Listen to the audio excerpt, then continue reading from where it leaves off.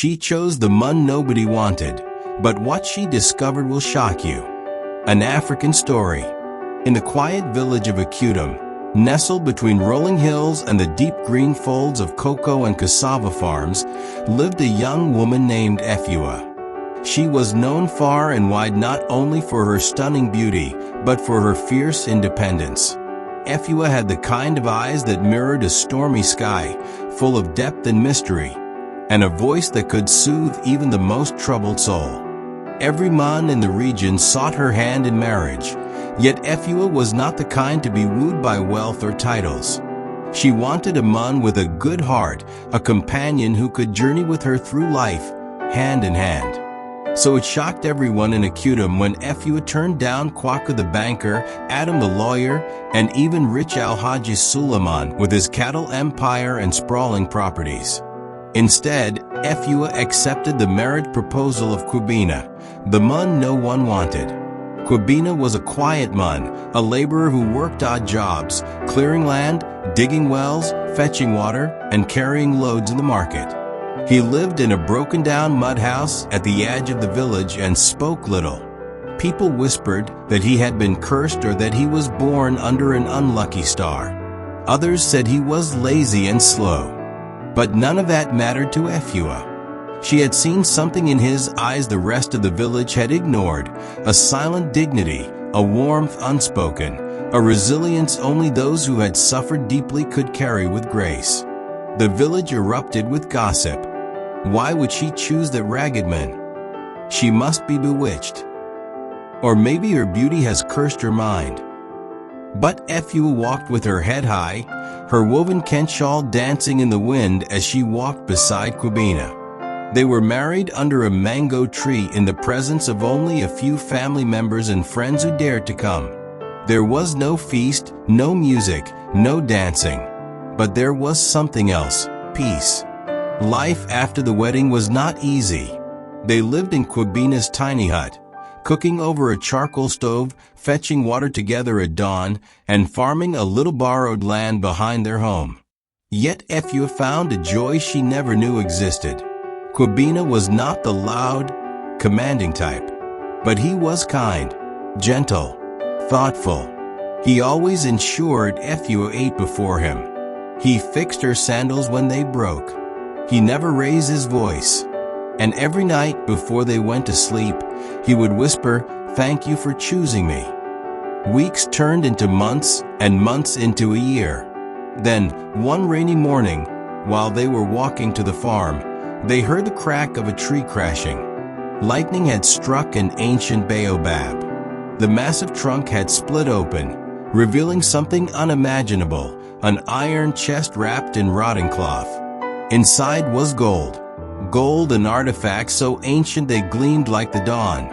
Word spread like fire in dry grass. Kwabena stood by quietly as the village elders arrived, followed by archaeologists from Accra. But no one was prepared for what came next. A team of researchers uncovered a leather pouch inside the chest, with brittle papers that confirmed that the land on which the tree stood and acres surrounding it was part of the royal lands once owned by the Ashanti Empire. A long-forgotten decree, signed by King Prempeh himself, detailed that the land would belong to the descendants of his most loyal warrior, Kwabena's great-grandfather, Kojo Ada, who had been presumed dead in war. The humble laborer that everyone had mocked was suddenly revealed to be heir to ancestral wealth and royal honor. But Kwabena, in his simple way, wanted none of the fanfare. "I am still the same man," he told the crowd gathered outside his home. "What changed is what you chose to see." The Ghanaian government offered to purchase the land for a conservation project and tourism center. The deal would make them rich beyond anything they had ever dreamed. Kwabena agreed, but only on one condition, that part of the money be used to build a school and a health center in Akutum. The village that once rejected him now cheered his name. But that wasn't the only shock. One evening, as Efua sorted through the old items found in the Baobab chest, she discovered a small box containing photographs. One photograph caught her eye.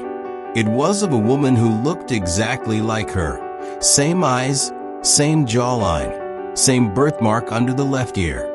She turned the photo over and read the faded ink. Kwabena Nyarko, my beloved daughter, lost to war, may she be found. Efua raced to the village elder, her heart pounding.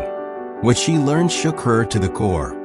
Kwabena Nyarko was her late mother's name, but her grandmother had never spoken of her. After hours of digging through oral histories and ancient journals, the truth unraveled. Kwabena had been born in a different village, had gone missing during the political unrest decades earlier, and was found by a different family who raised her in secret, away from the conflicts that tore families apart. Efua was not just any woman. She, too, was descended from Ashanti royalty. By marrying Kwabena, she had unknowingly completed a circle broken by war, time, and silence. Their union was more than love. It was prophecy fulfilled. A kingdom transformed. A new school was built, named the Efua and Kwabena Academy. The health center stood near the place where the Baobab once lived. Tourists flocked to the site.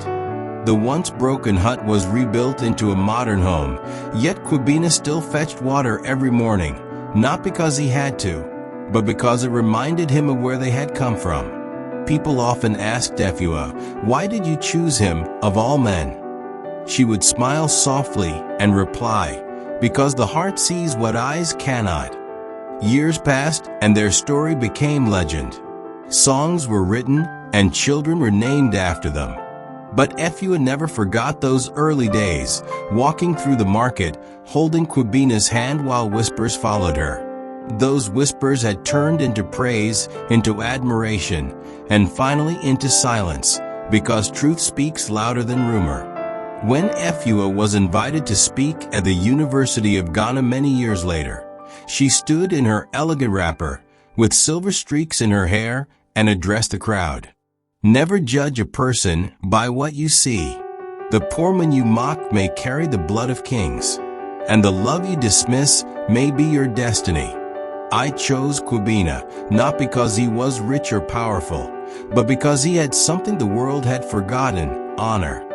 The crowd rose in applause, and at the back of the hall, Kwabena stood, still quiet, still kind, still grateful.